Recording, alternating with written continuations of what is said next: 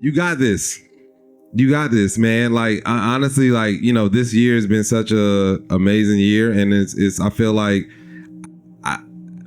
the success that I've had, I feel like everybody could have that. You know, it's just like you just believe or know that you can have it, and then But yeah, I tell people all the time. Like, that's been my thing. I'm like, you got this. Like, just believe and work from that point of like your belief. You know what I'm saying? Like, just like put yourself in that space and then just do the damn thing. And things just kind of, it's like life's like water. It moves out the way and it does what it needs to do. But have you ever thought, what if this is all just a dream? Welcome to Creativity Squared. Discover how creatives are collaborating with artificial intelligence in your inbox, on YouTube, and on your preferred podcast platform. Hi, I'm Helen Todd, your host, and I'm so excited to have you join the weekly conversations I'm having with amazing pioneers in the space. The intention of these conversations is to ignite our collective imagination at the intersection of AI and creativity to envision a world where artists thrive.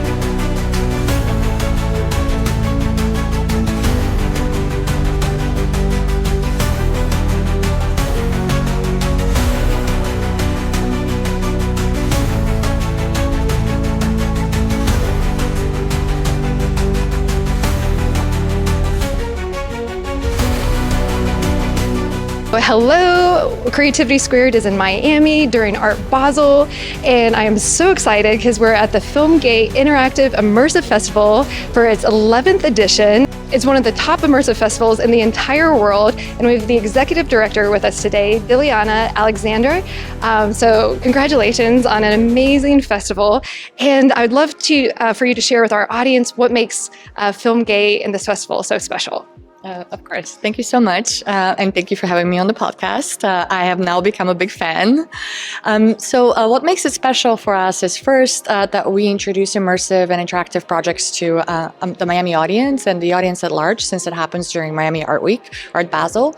Also that we bring the top talent in immersive spaces, the most interesting and exciting technologies of the year that have been kind of accumulated into the projects, and also government agencies and funds that are interested in supporting them, with our goal being that projects are funded here, but also they meet each other, and then maybe new collaborations get formed.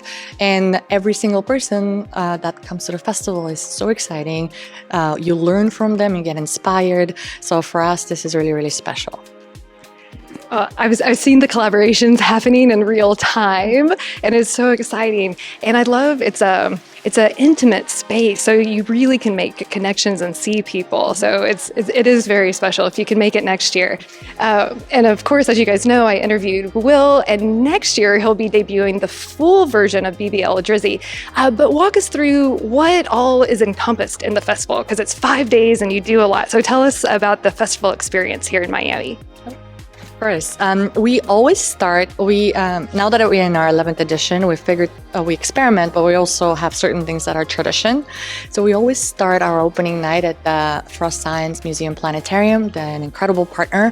They have allowed us to bring artistic projects into a science space, which is super, super cool.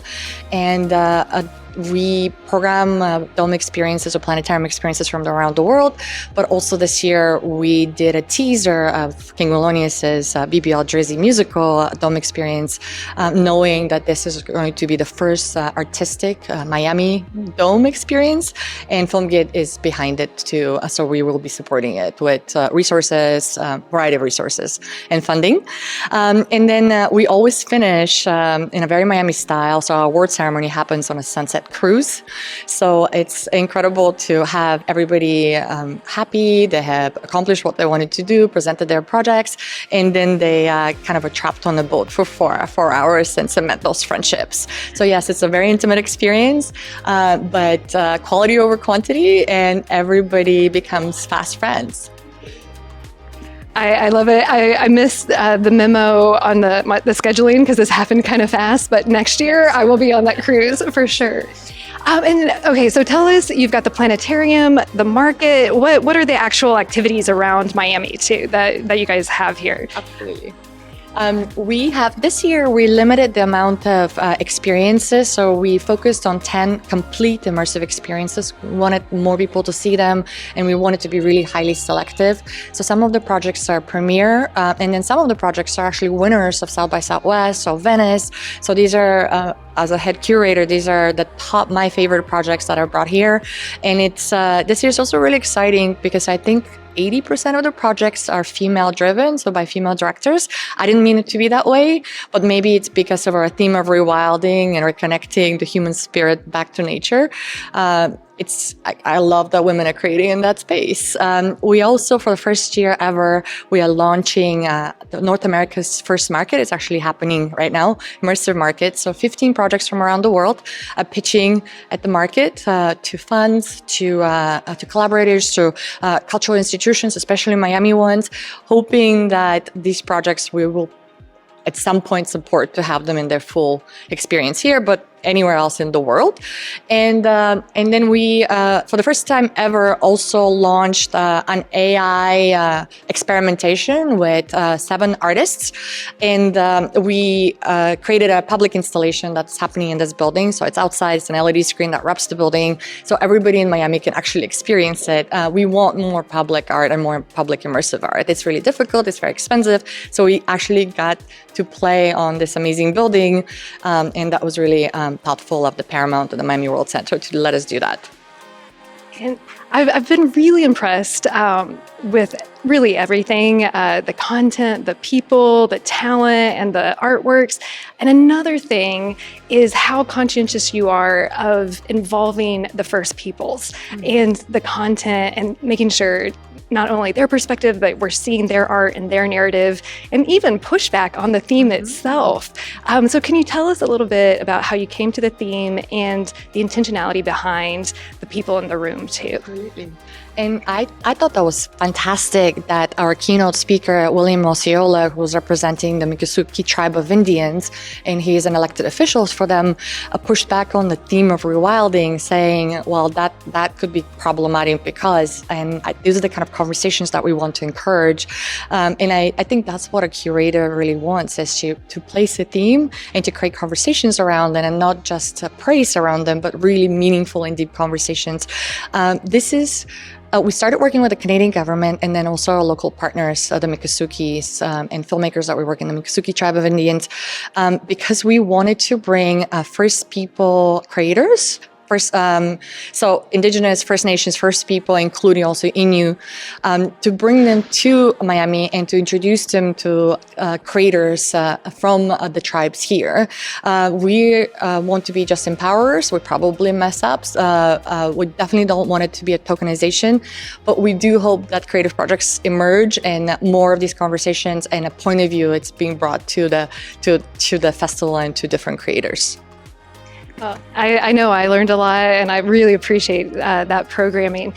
So tell us, how did you get connected with Will, or King Willonius? How did that come to be? Because he talks about a lot of the interview was about manifesting. So how did this happen where he ended up at the festival in a dream space of doing a planetarium work? So can you share that story with us? Of course.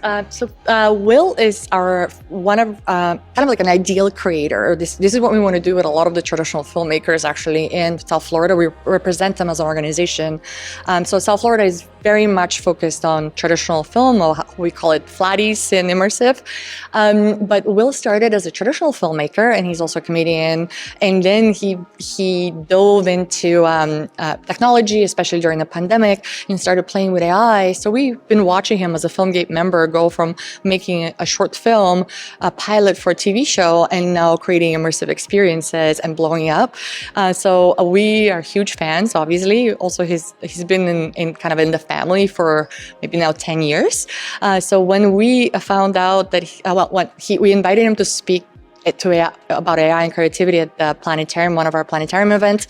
And then we said, well, do you want to do a dome experience? Because this would be an incredible, first it's Miami, second, it's deep because it engages a lot of conversations around hip hop, but it's also viral because it's the Drake versus Kendrick Lamar controversy. And it's also utilizing generative AI and what's happening now by really smart, beautiful creator. So all of it kind of aligned.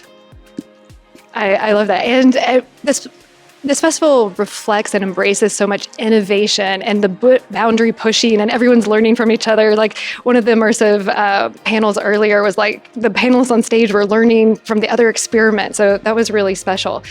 So if you want the audience to remember one thing about the festival, what would that one thing be about the festival that you'd like them to walk away with? That anybody can be a creator with especially democratization of technology that's happening right now. You can come and explore it and you can meet a lot of people that you can collaborate with and learn from. So don't just experience, but also create. I think creativity would be one of the points that saves the humanity, I feel, because we are on this verge of we continue existing as we are or at all.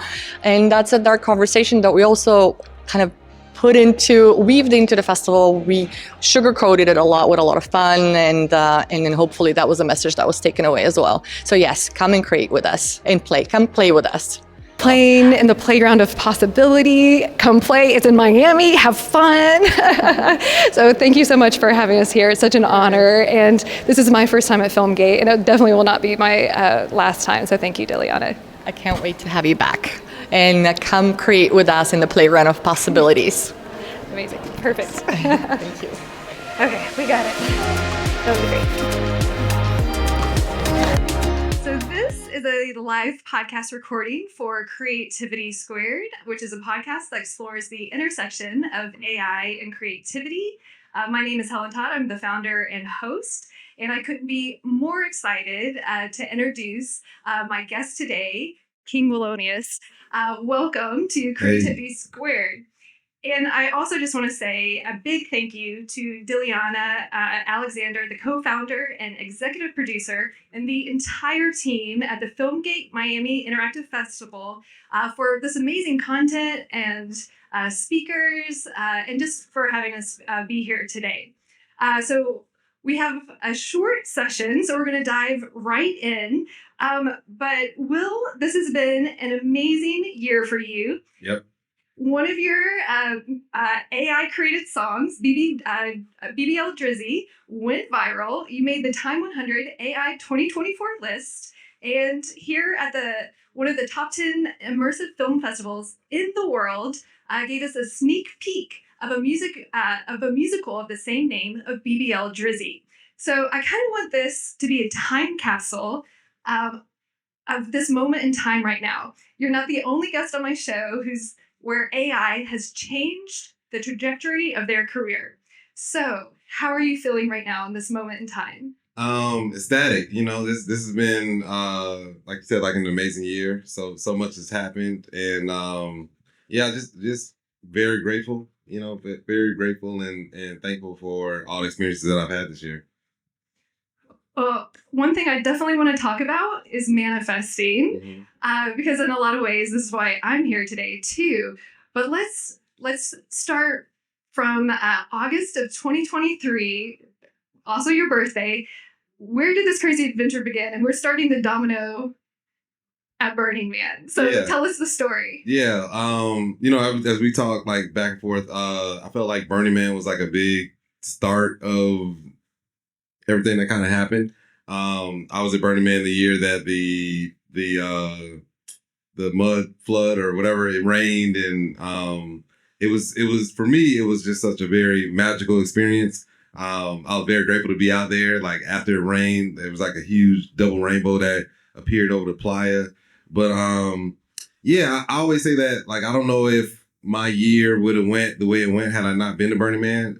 Just because being out there felt so magical. So I felt like I understood what magic felt like. So, you know, as things were kind of manifesting this year, there were a lot of times where I was like, oh, this feels like that Burning Man magic or energy that that happens out there that only, you know, most people that experience it, they kind of know about it. But if you don't really go out there, you might not know what that feels like. I don't know. Maybe you do outside of it, but I definitely know that there's like this, people that go there, they know what that magic is, you know? So, yeah. And then things have just been, it's like every month something really interesting or cool happens. And I don't know how to explain it. It just happens, you know, like, you know, a lot of these things happened, without like management or, you know, me trying to run ads and just, you know, things constantly going viral. And I just feel very blessed. Well, tell me about how you think about vibration, because that came up when we first met too. Yeah. Okay. So this is like a thought that I've been playing with, that I kind of, I don't know. It's just something I assume. So I feel like when you have to raise yourself to like a certain vibration or frequency, however you want to call it, in order to like just be, I guess, seen. Like if you're not vibrating on a certain level, then people that are on that level just don't even see you. So whether it be like, okay, I'm an artist, or I'm, you know, I go to the gym or whatever it is, like, but you have to essentially raise your vibration, and you do that through just like constant action, and then like, you know, belief and whatnot. But the belief comes from just you seeing what you want and then knowing that it's possible. And then you act on that thing. And then the two things too is just like, I feel like there's two sides of it. So like there's belief and then there's knowing. So I think that when you act or you are in this space of like knowing, that's when things really manifest, because like beliefs can be changed, right? Where like tomorrow I believe it might be cold, or I believe it could rain. We don't know, but I know that the sun's going to come up. I know that at a certain point it's going to get dark. So like, I feel like that's like the big shift that happened for me in this, you know, this past year. And that was Burning Man that kicked off that shift? You know, Burning Man was like a checkpoint, you know, so like a video game. It's just like, that was like, once you reach that checkpoint, you don't go back, you know, before you reach that checkpoint. Yeah.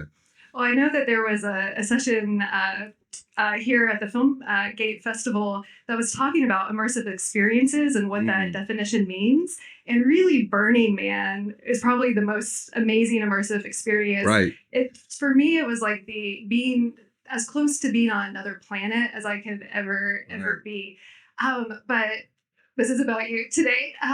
So tell us, because you've come really close before having like a breakout before. Right. And so Burning Man happened, it set you on this new trajectory. And then BBL Drizzy happened. So tell us the story. And for those who might not know what BBL and what Drizzy and what the Kendrick whole thing is, fill us all in and tell us the story.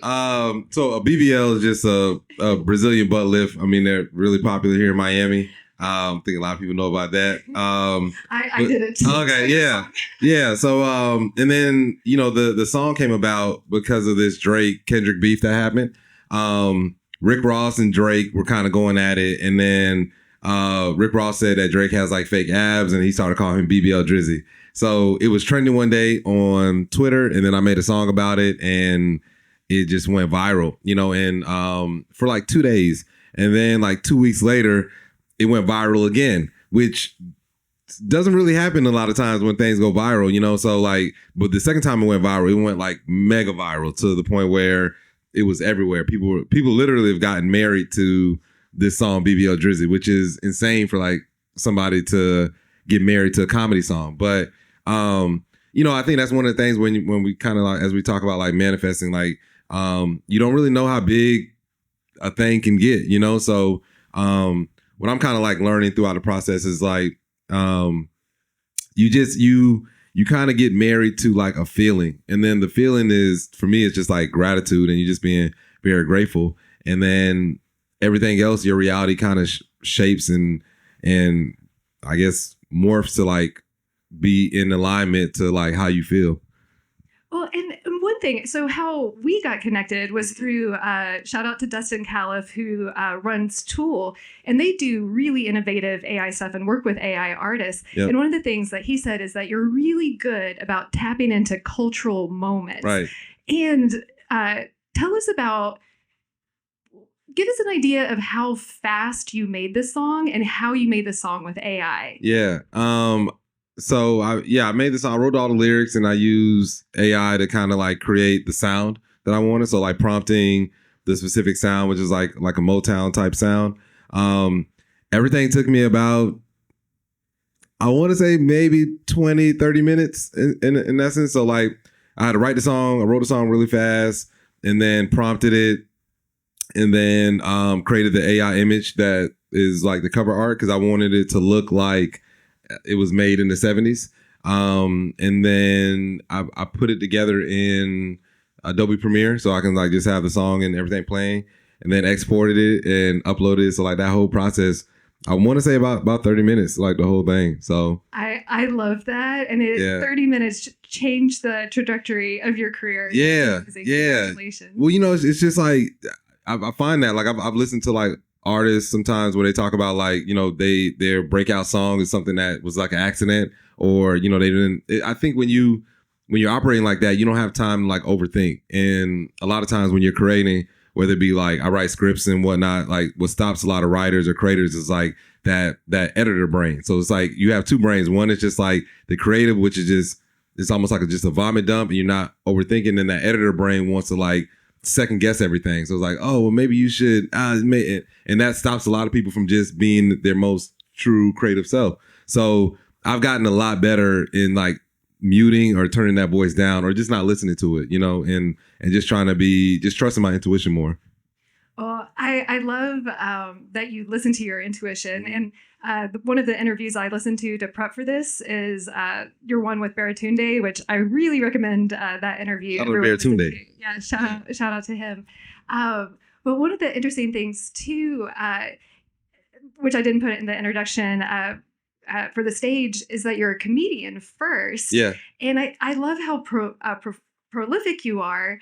And aren't scared to just put so many ideas out there. So walk us through how comedy has informed your storytelling. Yeah. Well, you know, with comedy, it's just like you have to get comfortable being uncomfortable and being comfortable failing. So, you know, when you start out being a comedian, you suck. And then you keep going on stage and then you suck less and less and less and less until the point where you actually start to get good or okay, and then you start to get good. So, but that's just a process in life, you know. It's like anytime you try something new, you're not going to be the best at it. You know, you just be, if you're okay with saying like, I don't know what I'm doing, and I'm probably going to suck at this for a little while or maybe a long time, but I'm going to keep working with the intention that I'm going to get good at it. And then eventually, it just everything. I feel like our brains and minds are so powerful, right? And it's designed to figure things out. So as long as you don't give up, you'll come up on the other side. So that's why I kind of just approach everything. I'm like, I'm okay with sucking. At a lot of it just played because, well, part of it was because nobody was really watching what I was doing. So that takes a lot of pressure off, where it's just like, to like a lot of people, it's just like, you know, everybody wants to be the biggest thing, but like you have to have like that incubation period where you can just suck and it's okay. You know, like if I put out something really terrible now, there might be a little bit more pressure where, you know, maybe I might disappoint a lot of people, but I still don't care. Like, because it's just like, end of the day, the only person you need to impress is yourself, you know, and I'm okay with what I do. So there's no pressure. I love that.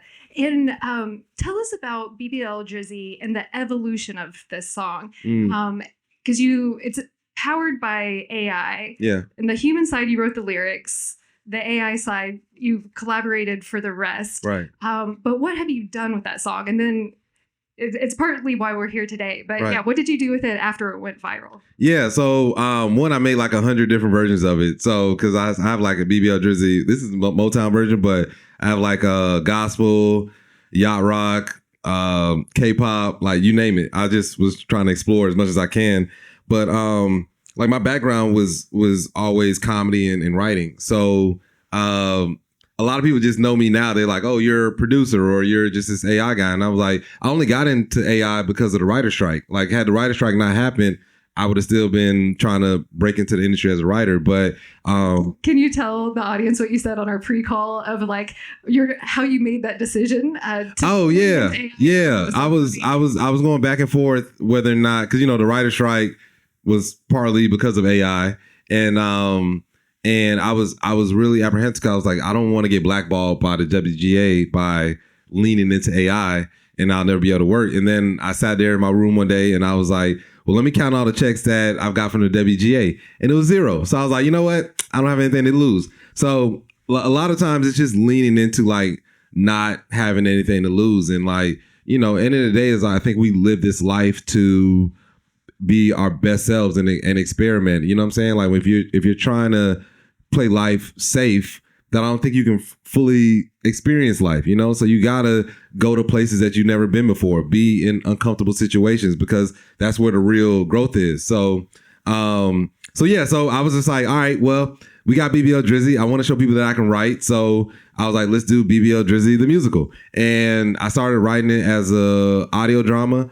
And then I was talking to Diliana and Jocko, and they were like, you could do it as a planetarium experience. And I was like, what? So, and that kind of goes back to the whole manifest thing, because I've been wanting to do a planetarium experience for years. Like I used to go to the Frost Museum and watch their laser shows. And I was like, man, I would just love to one day just be able to do something in there. And then it kind of happened this year, you know? So again, that whole Burning Man magic was just around me. So like a part of it too is just like asking for the things that you want, you know? Like sometimes we don't do that. So then BBL Drizzy musical came.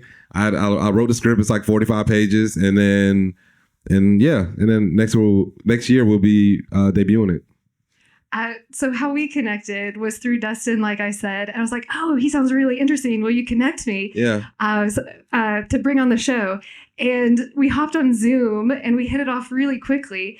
And I was like, you know, I've been wanting to go to Miami. I have a crazy idea. Why don't we do this podcast? And right. Like, I love it. I was like, really?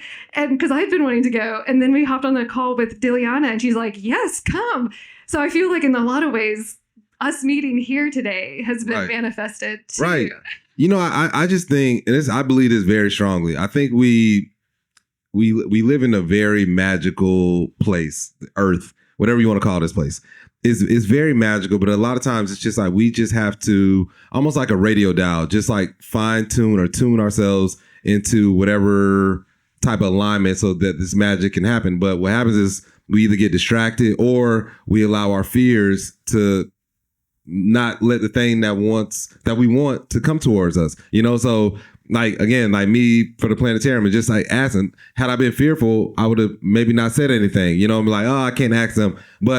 And they've done that. FilmGate has done that for me throughout pretty much my whole career. Like my first short film that I made, I just asked them one day, I was like, yo, I need a red camera. And they was like, we got one for you. And I was like, what? So, and then we did another film. So a lot of times it's really just being comfortable, just asking for what you want. The playa provides. The playa provides, right? The playa provides. That's something we learned in Burning Man. Yeah. So tell us, since we got a sneak peek about the inspiration for the storyline of the musical version, how much of it was influenced by your experience this year, kind of breaking out, having your big breakout moment, or give us a little bit more. Oh, for the musical? For the musical. Oh, no, it's based off of Dune. Like I watched Dune 27 times, Dune 2, and I just wanted to make something that was like inspired by that and the whole Drake Kendrick. So it's literally like Dune meets hip hop, Drake and Kendrick beef. So everything, if you watch Dune, it's literally that, you know. So like Spice kind of rules the world of Dune. In my short, it's ruled by clout. So it's just like the social media creator has to get clout in order to save the world, and he becomes a BBL Drizzy. So. Yeah, I did not know that. I'm a huge fan of Denis Villeneuve. So more excited. Oh yeah, for this. Okay, so we're short on time, and I want to make sure I get some of my questions. I had a gal, Shira Lazar, on my show. She does What's Trending, another great creator economy content that she does, and the future is the creator economy. I have a whole book that I'm writing next year called Farewell, the Information Age, Welcome to the Imagination Age. But one thing that came out of that conversation is I think there's like less than 10%, it might be less than 5% of the creators make over $100,000 a year. So if this is the future and everyone's going to be a creator with all these AI tools, like where's the opportunity to make money? So I want to hear your experience of that side, because I don't feel like people talk about the financial side of being a creator. So can you tell us a little bit about your experience with that? Yeah. I've been able to kind of just monetize and make money from the things that I've created. But I think we were talking about this yesterday, and I always tell people, because I've had a lot of people come up to me and they're like, I want to start creating. And this, my belief is just like, the more you create, the more opportunities you create for yourself. So the best thing you can do right now, because it is a creator economy, is start creating, and don't worry. Like this past year, all I told myself when I left Burning Man, it was like, I'm going to make an AI video every day. I mean, every week. And that's it. That's all and I was like, I'm going to stay consistent. Whatever happens, happens. My birthday's 8/24, August 24th. So I was like, this is my Kobe year. And I'm going to just be very process oriented. And throughout that process, what I just learned is just like, if you just stay consistent in the thing that you want to do, eventually everything will kind of come around. So I didn't start trying to think I'm gonna make money. I just was like, I'm just gonna make. So like, create things. So like, there's a lot of platforms now. Like, it's YouTube is a great resource for like creators to make money off of there. And then either teaching things or creating products. But we're in a great space now where if you're a creator, you can literally make a life for yourself just by using your imagination to think of things that people would enjoy. That is a great tee up for my next question on the imagination age, because I do believe that the power of ideas will be the new currency. Right. And I'm curious what your creative process is or was pre-AI and how it is now, because you have so many toys at your disposal that's enabling you to make all these immersive and crazy worlds. So give us a little insight of how AI has empowered your creative abilities, I guess. Yeah, I mean, it's just allowed me to dream way bigger now, So like that's probably the biggest thing, because I feel like my work ethic is still pretty much the same, but now, like doing an experience in the planetarium. Like before, it was just like, I don't know how I'm gonna pull that off, but now you're just like, okay, you can take certain tools and then like you can enhance your workflows. You just become way more productive. So instead of having one person work on things, you can use the AI. It's like almost having like 5 to 10 people working on a project. So yeah, it's having AI just has allowed me to dream way bigger. Like I can make any type of song that I want to make. I can make almost not all full films, but just like trailers to kind of show people and like, so I just feel very, very empowered.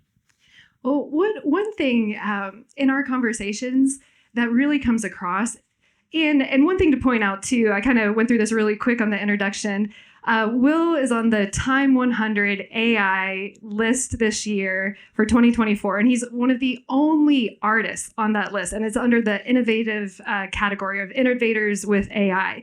And you said like you used to want to break out into Hollywood, but then with the song, you've got more attention from the music industry. But really, because you play in all the tools, I think you really represent the future, and like the industries are trying to catch up to what you're doing, because everything's blurring together. Right. And you're already embracing that. And even here today, like whether it's the opera or all these different mediums, they're all merging together in these tools. Yeah. So you like really understood the assignment and are playing in the playground of possibility, which I really love.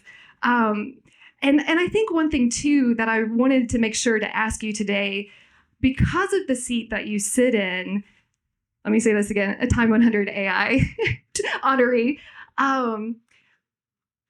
What is your wish list for the Sam Altmans, the Mark Zuckerbergs, and all the builders? Because we want to feel good about everything that we're producing, and the way that a lot of these tools came into being of being scraped with artists doesn't make us feel good. Yeah. So what is your wish list to make this more equitable so that we can all thrive? Yeah, I think, and one, 'cause to your point too, I feel like the future is definitely fluid, you know? So like the artist spectrum, like we're going to be able to just kind of tap into so many different things. And where before it's just like you have to just be a specialist. I think these tools allow us to be like high level generalists, you know, where we can be like, I can do this and that in different industries. But I think the biggest thing I feel is just like making sure people have a seat at the table, right? Because, you know, if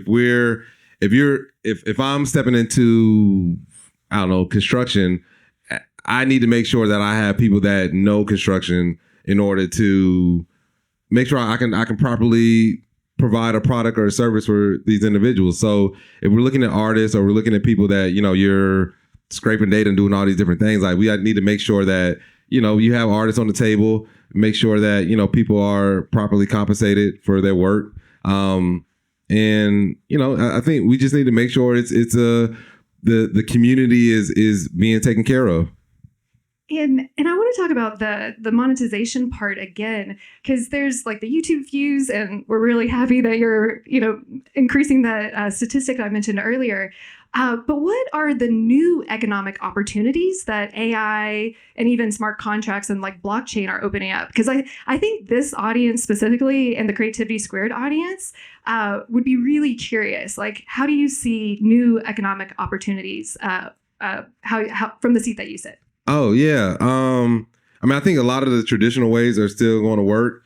Definitely like the brand deals and whatnot. But I think the best thing to do, which I do, is jump into your favorite large language model. I love ChatGPT, and develop your strategy of how you want to like monetize for the next 5 to 10. So I did this like a couple days ago. A bunch of my astrology friends were like, Pluto is going into Aquarius or something like that.